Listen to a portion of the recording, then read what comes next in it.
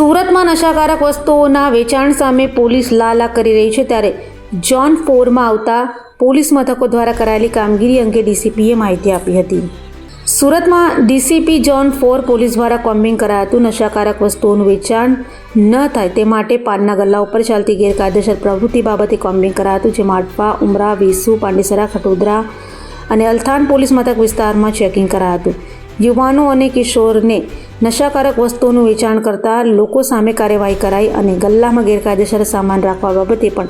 કાર્યવાહી કરાઈ હતી. સાથે સ્કૂલ અને કોલેજના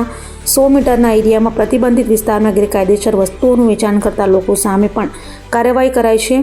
અને 18 જેટલા લોકોની અટકાયત કરાઈ હતી. जितने भी ये पान के गल्ले या सिगरेट के शॉप्स ये सब आते हैं, इसमें अगर किसी भी तरह की गैरकायदेसर प्रवृत्ति चल रही है तो उसके खिलाफ पुलिस ने कार्यवाही की है, जिसके अंतर्गत अठवा, उमरा, वेसू, पांडेसरा, खटोदरा और अल्थान इन 6 विस्तारों में हमने 4 तरह की कार्यवाही की है, जिसमें कि सिगरेट के शॉप्स वाले अगर यंग बच्चों को किसी तरह की गैरकानूनी चीज़ें बेच रहे हैं तो उनके अंदर जुवेनाइल जस्टिस एक्ट के तहत कार्यवाही की गई है. साथ ही साथ अगर किसी तरह के पदार्थ जिनका कि उनके पास बिल नहीं है और कहाँ से वो लेकर के आए हैं ये अगर वो पुरावा नहीं दे पाए हैं तो उनके अंदर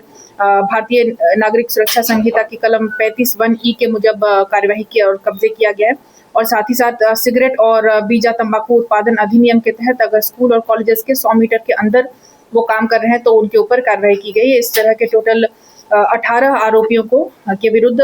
जोन 4 पुलिस ने सूरत सिटी में कार्यवाही की है और आरोपियों को अटक करके आगे की कार्रवाई हम कर रहे हैं.